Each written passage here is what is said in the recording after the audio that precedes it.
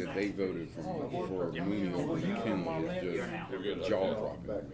Just Good morning, jaw. everyone. I don't know them bar matters. They got mine. Oh, Good morning. Good morning. All right, man. Welcome to our May meeting. Glad to have everybody here. Let's see, first thing we're gonna do is, Sean, if you wanna handle a roll call, make sure we got a count about who's here and who's online. Yes, sir. I believe we do have a quorum, but I'll go, we've got President Goldman. I'm here. Manfred Holland. We've got he's here. Valerie Gaynor. Yes. Jay Snodgrass is online, I see. Mr. Tolliver. Here. Is here. Joe Coble. Eric Hicks. Here. Is here. Miss Connie Fowl. Here. Is here. Larry Bailey. Did you get the call? Here. Here. Yep. Larry Yes, is here. Fantastic. I see David White is here. Yep. Mayor Casebolt is joining us electronically. Is that correct? No, it's Larry Bailey. Okay, that is Larry Bailey. Okay. All right. And Gene Arthur is here in person, and Bob Sutphen's here in Here. person. Therefore, we have 7 of the 8 partners present, and we do have a quorum. Excellent. Thank you all for your attendance. First up's on the March, is that March? April meeting Yes. minutes. April meeting minutes. Has everybody had a chance to take a look at those? Are there any comments or revisions? No. Make your motion, they be accepted as mailed. I'll second it. Okay, motion by Sutphen and a second to accept the minutes as presented. All those in favor signify by saying aye. All right. Any opposed? Motion carries. Next up, Scott, on the financial statements. Should have gotten the packets, financials there in it. If you want to take a look on the Schedule 2 for the statement of revenue and expenses. Operating revenues for the month, $152,890, and the operating expenses, $1,199,366. Make a little more sense looking at Schedule 3, the comparative for the 10 months past and the previous 10-month period.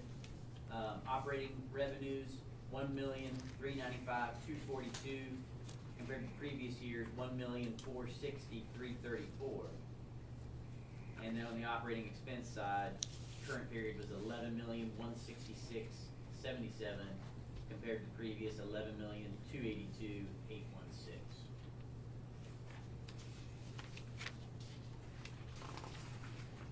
Schedule 4 for the 4-week moving totals.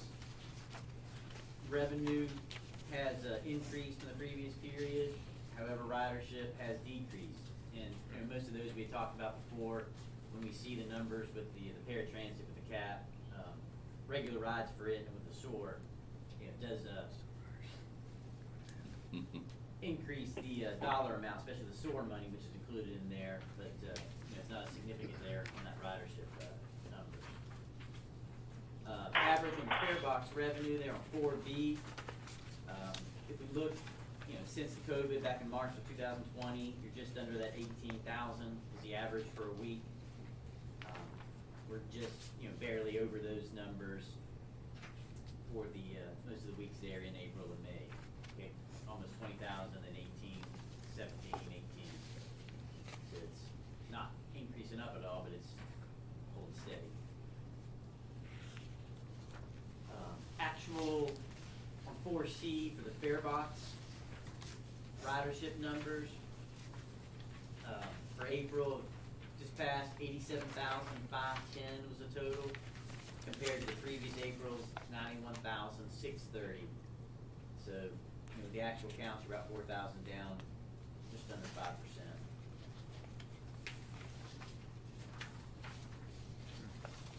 $4D as far as period use.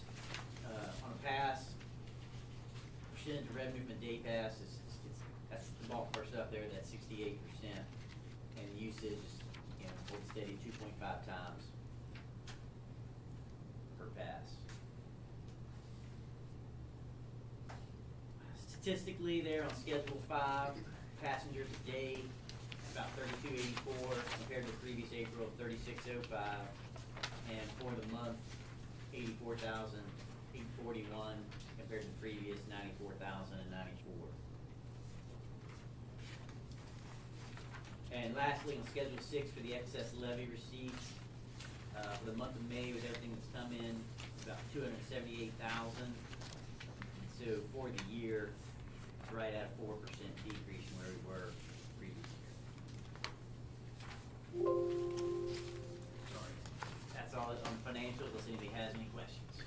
Does the SOAR program primarily buy the day passes or exclusively buy the? It's different, it's in the cap, that's revenues, we bill them for each Oh, okay, rider. so they're not buying So it's passes not on- in by pass, right? Okay, because it seems like the day pass usage is down. It used to be like 2.65 on average, and now it's And 2.5. again, ridership's down a little bit, I mean, those are kind of correlating there, but, Is there any speculation or reason why we believe the ridership is down? I mean, usually when gas prices have been up in the past, historically, ridership has gone up. And now gas prices were up and ridership's down, plus we're coming out of COVID where more people are going back to work. It seems to me that inherently, we would have a lot more riders this time, this year, this April than last April. Have you all been able to put your fingers on or figure out or speculate why that might be? yeah, we were discussing that, I mean, as we've been talking about, it just doesn't make sense. Yeah, it doesn't make any sense at all, I And mean, with based the on gas, history. yeah, each day I go by the pumps, I mean, it's Right. jumping up 10, 20 cents. It's an all-time high. It hasn't Highest had ever has been. the impact that Yeah. it has in the past. Right, in the past, it's always been, when gas went up, ridership went up, plus, Yeah. you know, more people were out working this year than they were last year. It just seemed like they would naturally be a much higher, a big increase as opposed to a decrease, and I was just like, wow, And that's that's again, interesting. nationwide, again, the ridership's down, you got the working from home, and even here, we're kind of distanced from that stuff that is here, but these numbers, are exactly what you say, we don't have an answer for that. Yeah. Our only, we had one guesstimation that possibly this change as far as making the masks optional, maybe there's a group of riders who are concerned about riding the bus, knowing that some of the other passengers aren't wearing masks. We were just trying to pull at straws. You know? Okay, I'm saying, It's the yeah, same I'm thing, curious. yeah, why are the ridership down when you would think there's available times to ride the bus, right now is the time. That's one One potential thing. that could be- potential, yeah, it'll be tough to ever really know, but that's the only thing we can come Scott up with. really hit on one there. There's a lot of people that never went back to work. Yeah. They stayed home. But they were home, but they were home last April too. Yeah. So why is it down from last Well, April? That's what I mean, that doesn't make any sense. A lot of people working at home. A lot of people working at home. They did last year too, last April. Is there So why are the potential numbers that down? Numbers are wrong? Ridership Sure, numbers? there's always. Google You got that, it's coming from the same source Keep your for opinions everything. to yourself, please. No, when we were running a game and check, yeah. I mean, I just, Yeah. you know, before when we had wrong numbers, eventually Sure, we yeah. figured out there was a problem. And I just Exactly. wondered if this is a- Yeah, it's worth investigating. Yeah. Will that Black Hawk payment make any meaningful impact on us? They paid like $3 million in back Did taxes this month. It should be, it's one of those where, you know, you got the regular monthly amounts, and it's gonna be so small. So the $3 million we know is Typically, June, but for that number and the percentage we would get, it should make an impact. I don't know when that'll hit, you know, they may get it when they're gonna pass that on. It'll be this fiscal year, so I think they did receive it, didn't they? Oh, yeah, they received it. It's just their timing of how they make their calculations, some of the stuff.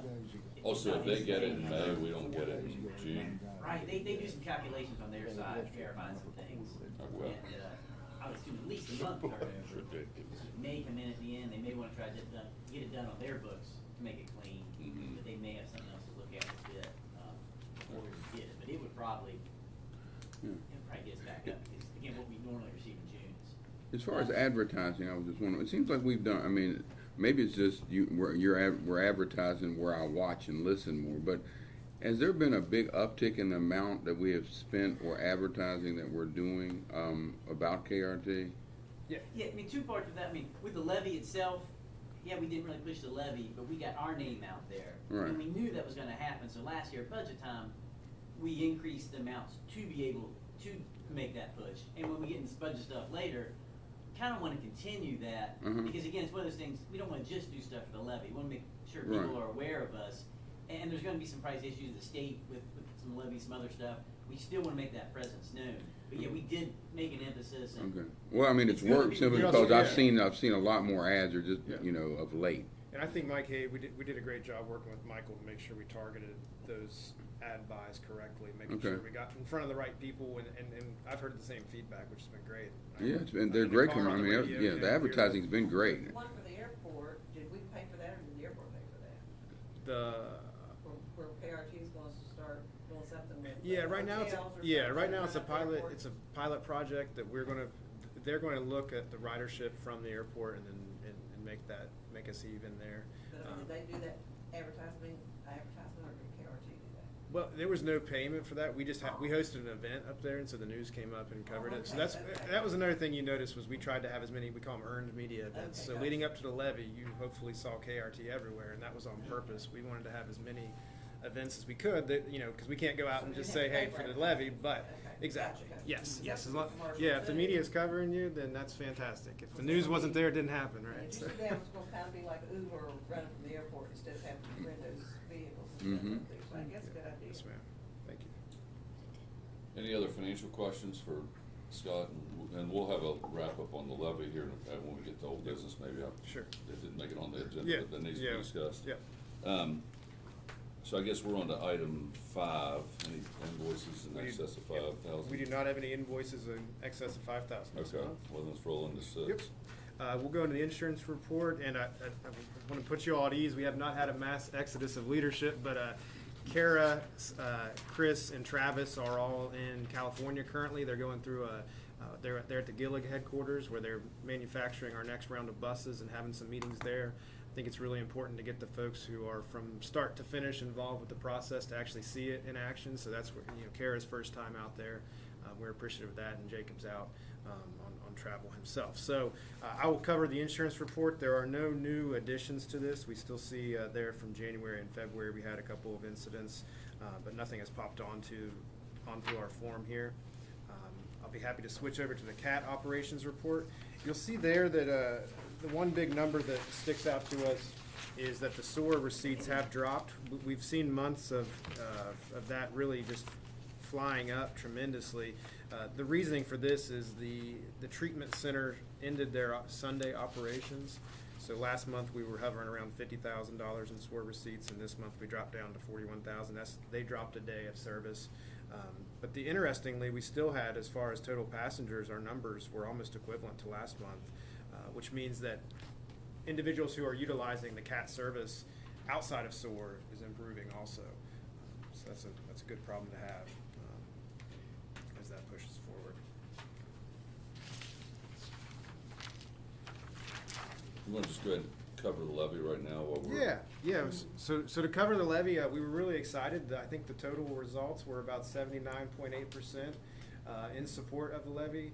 I want to take a moment and we had such a great cooperation with the sheriff, with the ambulance authority, with volunteer fire department, emergency services, all the cities who came out. And thank you all for our board members who came out there and had your city councils. I know from Charleston, South Charleston, Bell, Montgomery, everyone, Dunbar, St. Albans, Nitro, you name it. Everyone came out to support this, and we were so proud. And again, we worked really hard to get KRT itself in the news and in front of people. And we really wanted to tell that story of, hey, we do a lot more than just moving people from A to B. Whether it's our fueling program, whether it's our evac team, whether it's our paratransit services, there's so much more than what people think on the surface when it comes to riding the bus. And I think we've pushed that needle forward, and we're going to keep doing that. And you're going to see a continued. Historically, we've done a great job every 4 years of being in the news and telling people about KRT. I don't want to do that every 4 years. I would like to maintain those partnerships and those relationships year round, so we don't have to reintroduce ourselves every single time we want someone to pass a levy. So I think you're going to continue to see that. And when you all have opportunities for us to partner with community groups, please reach out. We're going to make every accommodation we can. With the caveat of, hey, we are having some driver shortage issues, and so we're not going to overpromise, but anything we can do in the community, we're going to do to help down the road when the levy comes back up. Did Mayor Summers arrange for you to come back up and see her friends and do a wrap-up session? I'm disappointed that Mayor Summers isn't on here. Mayor Summers did a fantastic job, and we had a lot of fun. They seem to like you up there. It was an interesting evening in the town of Clendenin. I enjoyed it. It was fun. It was a neat opportunity for me also, being new, to kind of introduce myself to all these different city councils and town councils. So it was kind of a great 2 birds, 1 stone. And yeah, Mayor Summers is always fantastic. Anybody have any comments or questions about the levy? Anybody have any different feedback? I saw a lot of social media, just people that were posting things that gave you an opportunity, if you're following them on Facebook, to repost, which Yeah. is what I was doing, just to make sure that it was out for whatever friends I had, so. No, we saw a great amount of shares, and I mean, again, we're kind of separate here from the efforts with the PAC, with the Levy, but I think that the organization, the Charleston Area Alliance, helping us doing that, and they did some really smart targeting of where those social media ads went, as far as looking at historically where maybe we underperformed. They made sure we targeted those ads so people in those localities saw more positive things about the ambulance, fire, bus service, so, and it seemed to pay off for us, so we're really happy. Okay, so you're gonna go to facility improvement plan? Yeah, so the facility improvement plan, we had a great meeting last week. Kara's been heading this up, so we had a meeting between Thrasher and Wendell. Thrasher's waiting on some final improvement letters before they can complete their NEPA documentation. There's gonna be a meeting on June 14th where Wendell and Thrasher will be here on site to complete a preliminary design walkthrough. And after they receive all the appropriate documentation from SHPO, the State Historical Preservation Organization, and the DEP, then they'll be able to finalize those environmental reports. Kara's been working on a draft transit equity analysis, and she's also been working with Rick and with Kelsey and her team over there at Rick to make sure they can amend the TIP to include our new project. So Wendell's going to have a scope of work for us really soon on the actual design. So we're excited about that. We also received, at the last board meeting, the question came up, I believe, Todd, you asked for a list from Wendell of the concerns with the maintenance facility as it currently exists. And you'll see in that packet of budget documents, the last page there includes, I spelled Valley wrong, but includes a list there that Wendell provided of their immediate concerns with the garage. Two of the big things that stick out are the safety of the pits. And Wendell suggested, the easiest things obviously are making sure we put some netting and some railing up to make sure that those are as safe as possible.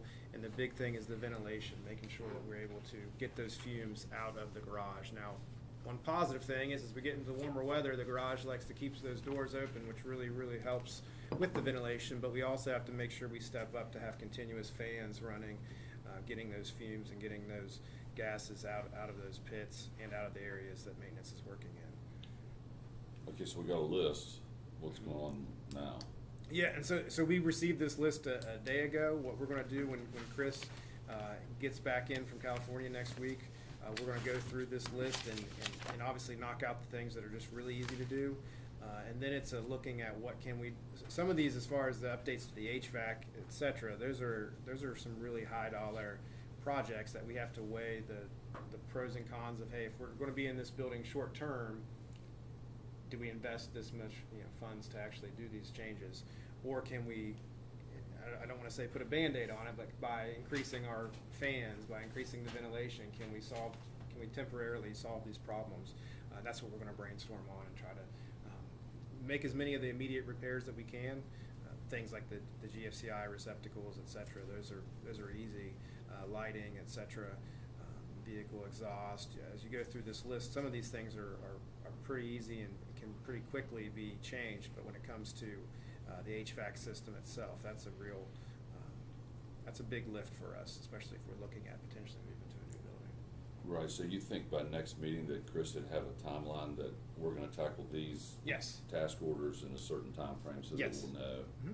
We will have that I mean, for you. it's- Yeah, and This hopefully, list has been, that report was 50 or 100 pages, whatever, now it's been consolidated, something that's very easy to look at and understand, but it's also easy to see how much concern there is. exactly. Yeah. So what we will have by next meeting is this list will be in a way kind of prioritized. I hope that the majority of these items are already checked off, and we'll be able to say we've addressed these, and then the ones that are still outstanding, we will have a plan for how we're going to address them. So that's immediate, that somebody's starting to work on some of these things, okay? Yes, sir. Yes, sir. Third from the bottom, natural gas. Tell me we've already got that fixed. Yeah, so we made a call, yeah, that was the natural gas meter. Yes, Chris made that call after the window was on site, we immediately made that call. Yeah. Anybody else have any comments or questions on the facility improvement plan? All right, new business.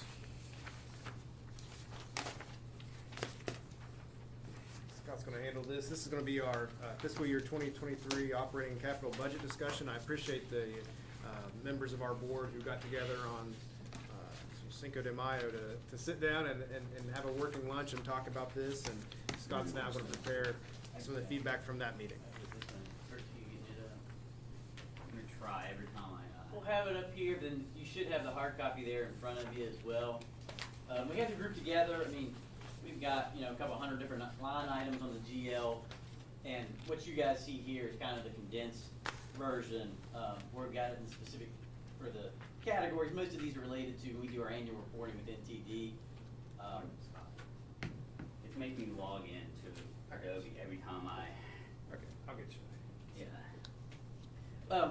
And just a quick kind of summary of it. For the most part, each year, not any huge changes, but again, the key areas we're looking at, why we have increases, we knew with the extent of the contract, instead of negotiating with it, we had planned on that last year with Sean coming in like he was and everything, so he can get familiar. So we'd agreed with the union to have, it was like a 2.8% increase in wages. That affects wages, that affects most of the benefits and fringes and everything. So that was, comes about $300,000.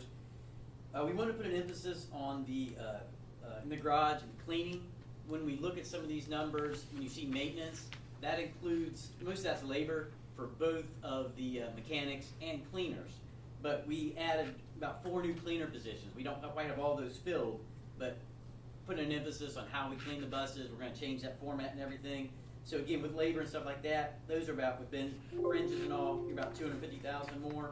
And the other thing in the our paratransit with the CAP department, as Sean had noted, we've had some significant increases in ridership, both with the SOAR and with just the regular usage. So we have budgeted 2 more positions for it.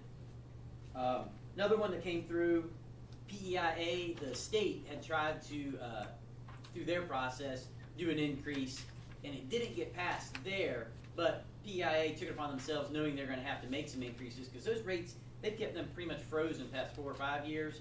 They couldn't do it on the state agency side, but we fall under the non-state agency, and they just said, hey, we're going to increase those 5% because we can do it. So, I mean, that's almost $100,000.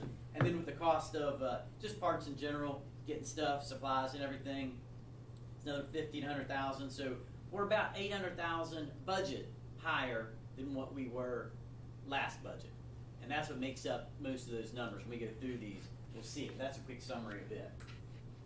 We'll start with, can you scroll up? Are we on the other? So my apologies to everyone.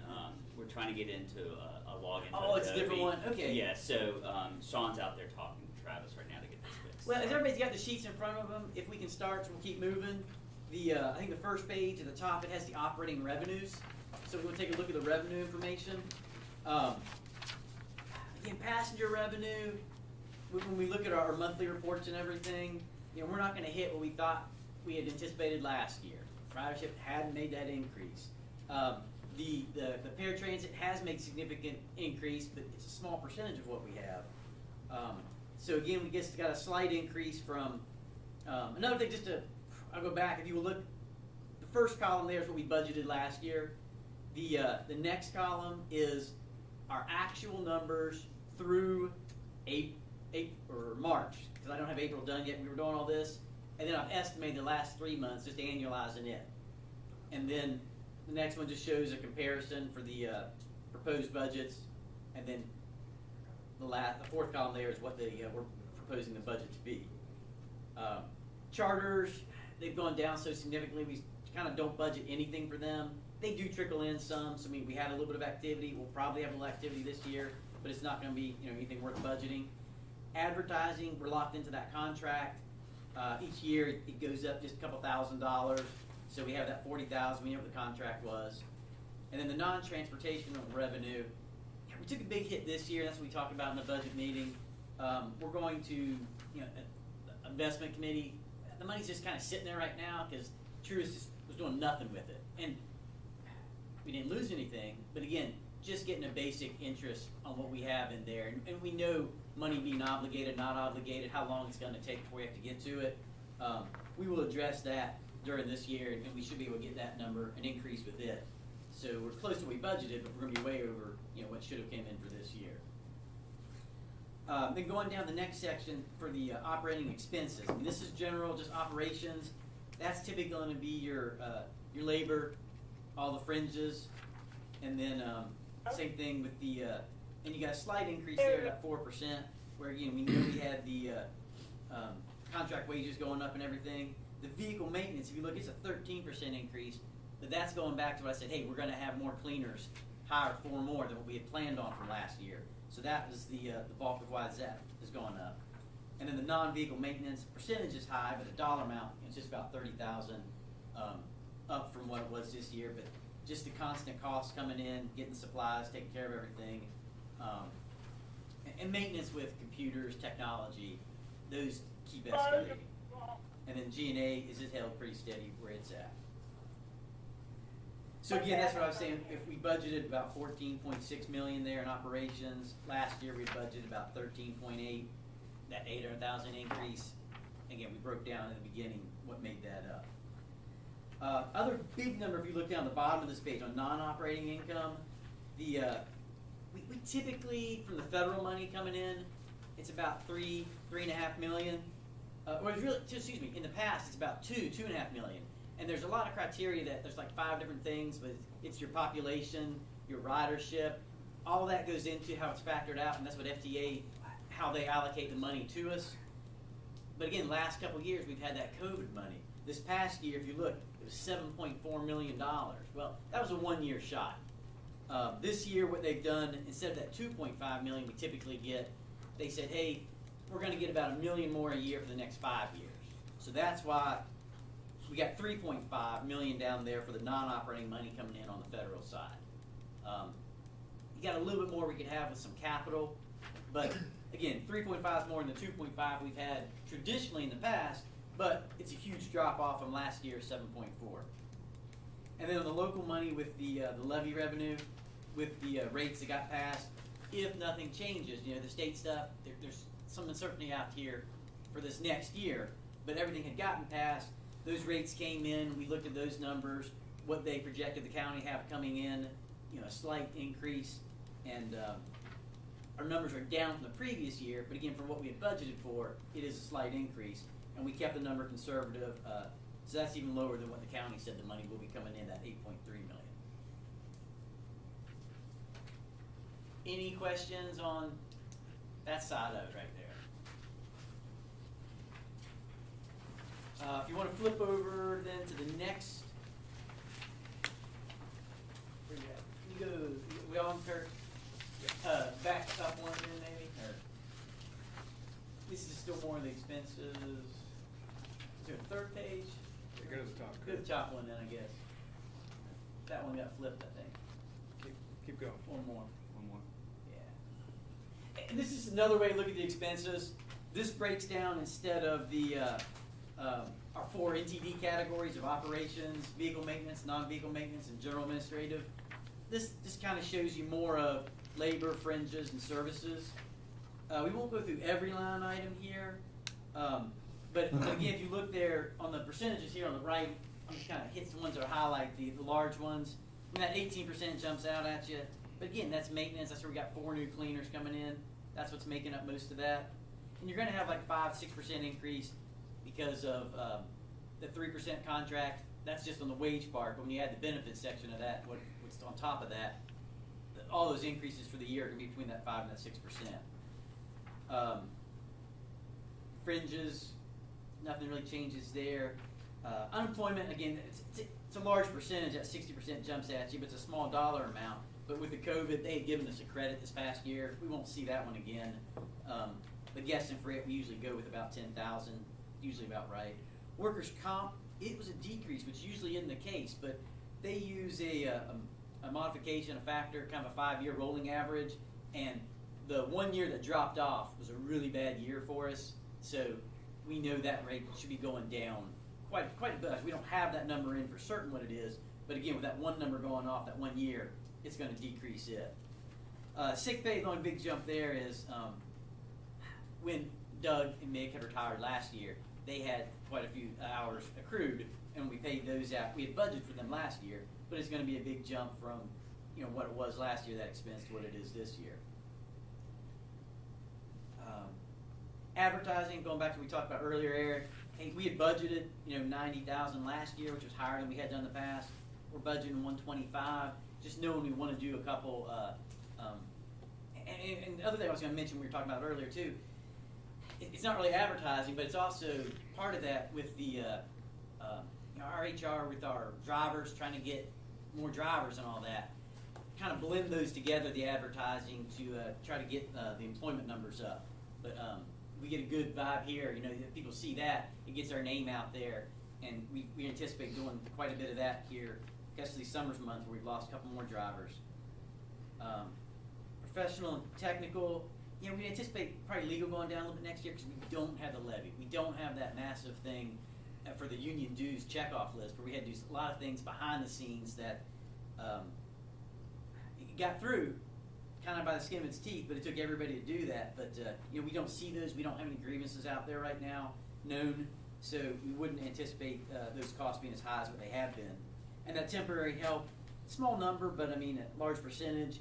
That came with when we knew we made the part-time transition to where the transit mall was being worked on. We moved over to Court Street. We'd asked the city police. They came and helped out, kind of really monitored things there that first couple months.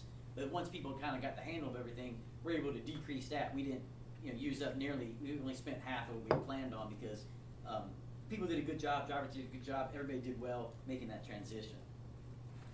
Custodial, it's a specific line item in the NTD reporting is why it's here. It's a large increase. It's kind of one of those things you get what you pay for. We had taken a low budget when we were here on the last contract, but we've gotten that adjusted, got it improved. But also with this, we didn't have to clean the transit mall before. So that is the main reason most of that increase has happened. Years ago when we had it at the city cleaned the bathrooms and stuff like that, but now all of that's inside. We are responsible for everything inside of that, but it's just our drivers using the bathrooms. But we felt, you know, making sure it's important, those got cleaned every night, and if we have any events or anything else down there, it will be get cleaned, so that's why that one's up. Tires are down because, again, we changed that contract. I mean, it's just a huge difference between buying tires and leasing tires. I think we had bought out, gosh, that was back in, I can't remember, it was February before we had that tire contract, and we had to buy enough to get us through, but we haven't really even started the lease yet, which is good and bad because we're getting the process together. It's more time consuming for our purchasing to be able to keep track of everything, but it should be a significant cost savings. So we'll start not saving costs, but actually spending on that contract. But we haven't had to buy the tires right now, and we'll use out everything we've got. So again, we do see that number should be going down. But materials and supplies is just one that, I mean, the cost, like you've seen, you go to the store, anywhere you go, everything's just going up. And on one side, we say, hey, we got 4 new buses coming in the next month or two. We'll have 8 to 10 buses coming in next year. So, I mean, ideally, you're going to have less, you know, wear and tear costs with that, but it'll be a full year before those other buses are here on site. And then nothing, I mean, you got a large percentage there for training, but it's a small dollar amount. I don't think anything else really there jumps out at us or anything. Anything there? Anybody got questions? No. If we can go to page 3, Kurt, this is kind of the cash flow.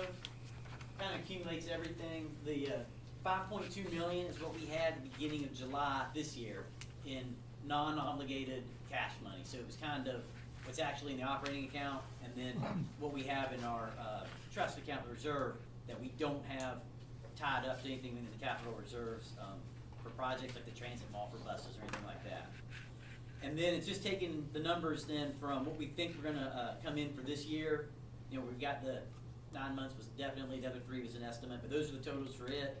The levy money coming in, the federal grant money at 7.4, and then the capital, what we've had draw down money that came in for it. So that gives you, you add that 17 million, you're gonna have 22 available cash, but then operating we spent 13, capital reserves we spent 2.8, and remember most of that's gonna be the new city center was coming in right around 2.8. We had a couple other smaller things that came in with that. So Our cash actually went from 5.2, should be about 6.5. And then looking at with the budget numbers we have in here right now for the next year, you got the operating revenues again, levy receipts of 8.3, operating money's only going to be 3.5 million coming in. You'll see that grant money's kind of high there, that 2 million coming in, but we have, like I said, it was 8 to 10 buses next year. We don't have 100% funding on those, but you know, the bus is about $400,000 or $500,000. That's 4 or 5 buses right there is where that money's. We already had grant money coming in for that, we know, and then money going out with the operating expenses, regular, and then we have 4 or 5 grant money of buses to be able to pay for, but we still got to pay for our own money 4 or 5 buses, so it's going to cost us another 2.5 million probably with it. All that's said and done, you're just under $5 million, so kind of a wash. Keep doing that, you're staying even. But I mean, those are some big outlays of money there when you buy 10 buses. So I mean, that's kind of good. We're holding true there. That's everything on the operation side. As far as capital,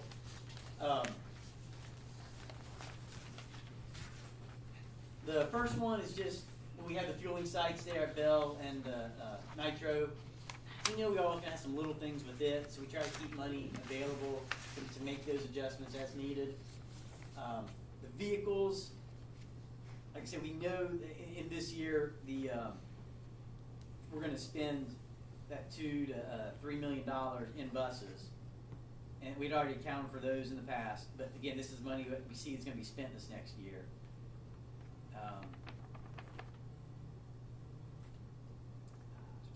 That's all that second section.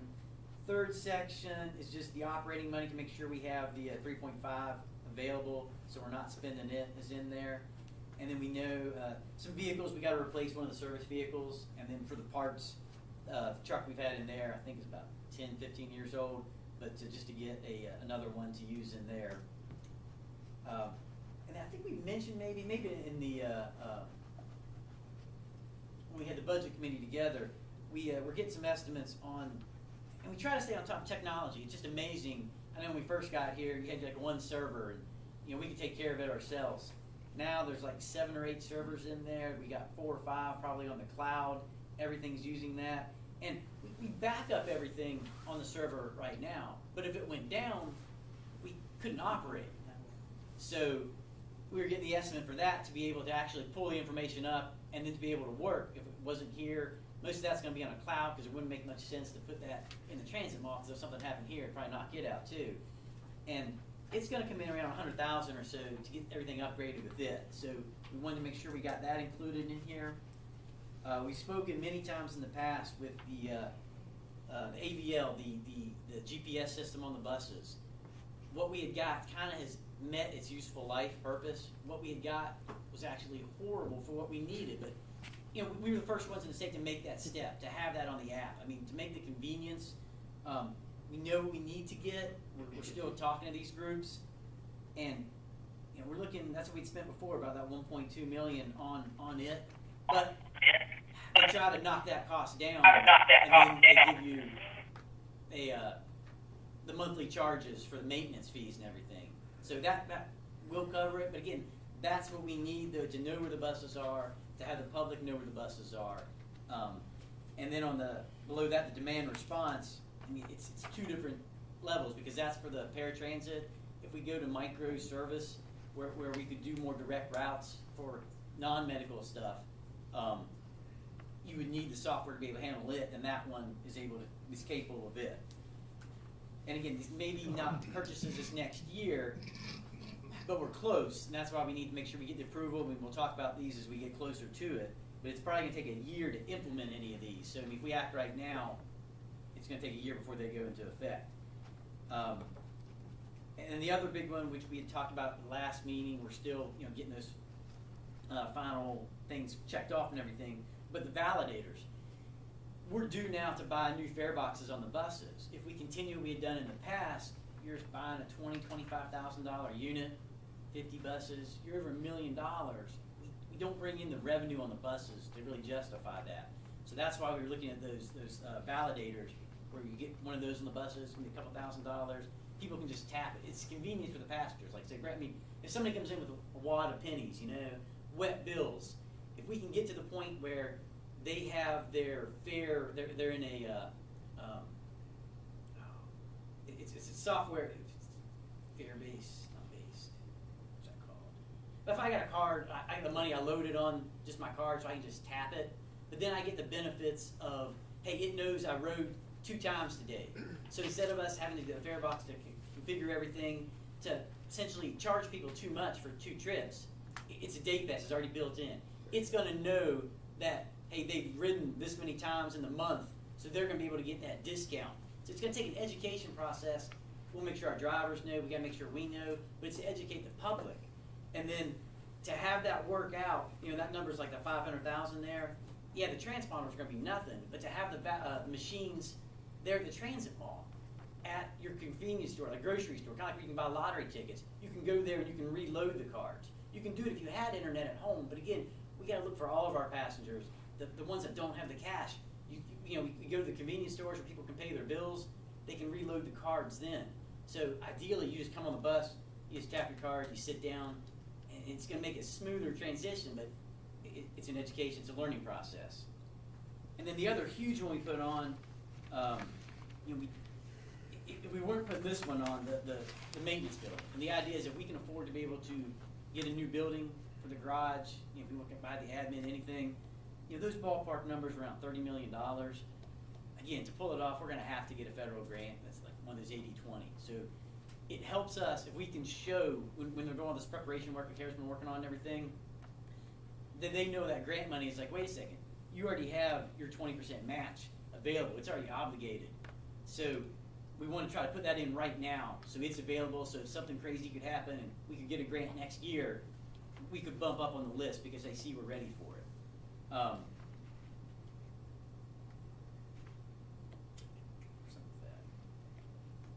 That was the one, like I say, if making all these adjustments from where we were right now, I typically don't make an adjustment during the year. It's one of those we just kind of look at overall.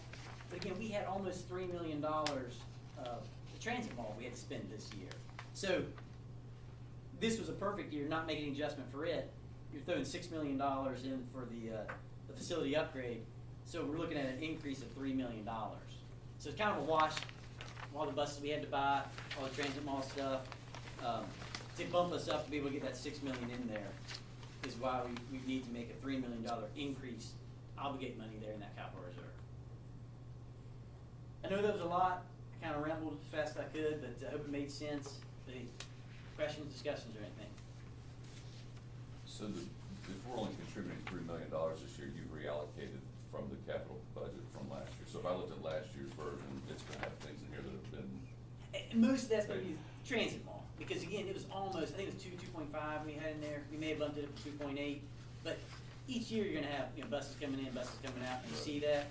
But again, when you look there, that $6 million, wipe out the transit mall of almost $3 million, we need an increase of $3 million. Okay. I'd like to make a motion that we accept the operating and capital budget. I'll second it. Okay, a lot of information shared right there, but there's a motion on the floor. Does anybody else have any questions or comments or discussion points for Scott or Sean or Kurt or staff? Okay, so the motion is to approve the fiscal year 2023 budget, which includes the capital reserve fund projects. All those in favor signify by saying aye. Aye. Are there any opposed? Hearing none, motion's approved unanimously. Thanks, Scott.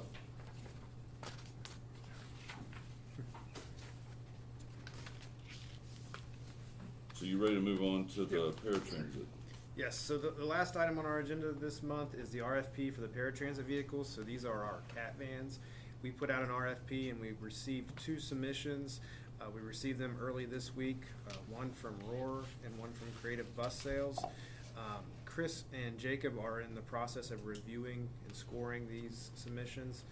I think it would be premature for us to, or for the board to take any action on these before we've had the two individuals who have the most experience on them, scoring and recommendations. So I'm gonna suggest to the board that we hold this over until next month to make a more educated, recommendation to you all. Do they still have the purple hue that's on our existing cat They vans? will not, they will not, and that's one of our discussions too, of whether or not we wanna stick with the KAT and the CAT branding, or just switch it over to KRT.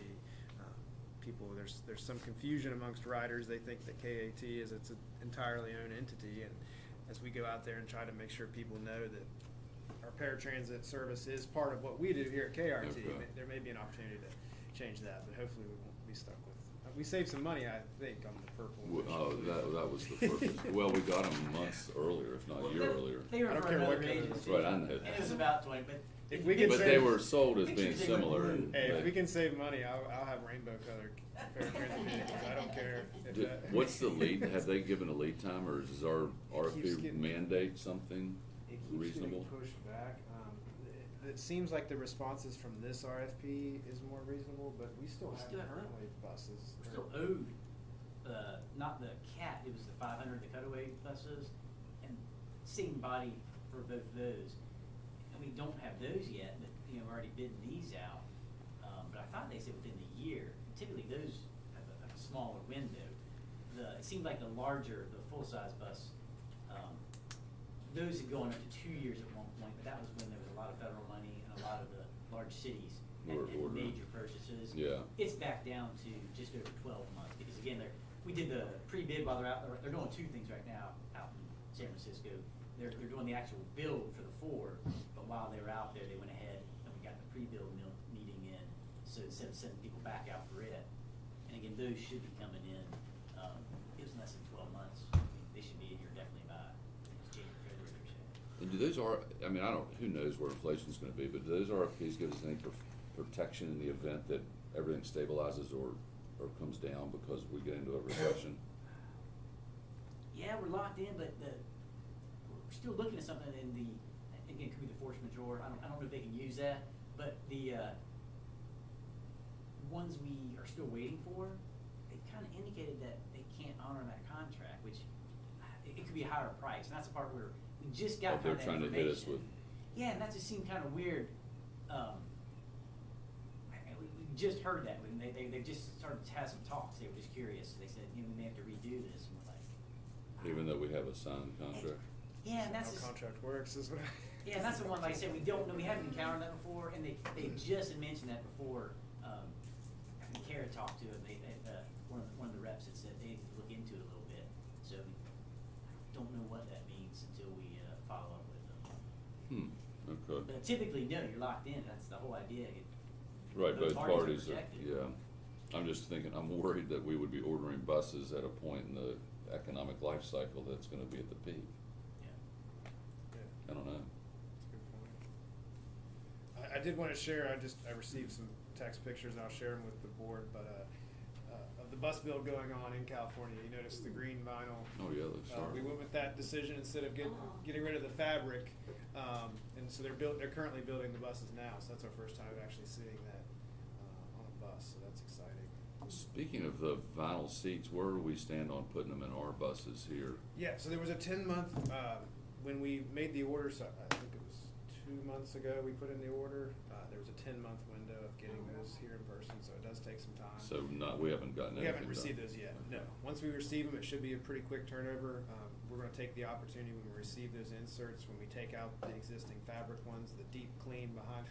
We've had I really can commend our maintenance facilities, or maintenance employees, for how they've done a great job of cleaning the buses, but there's some corners and crannies you can't get into with the seats in, so it'll be a really great opportunity for us to do that cleaning also. Mhm. But it's a quick turnaround. Once we receive them, we can install them rather quickly. Okay. Right. Any other topics? Okay. Appreciate everybody's attendance, and we'll see each other in June. Meeting's All right. adjourned.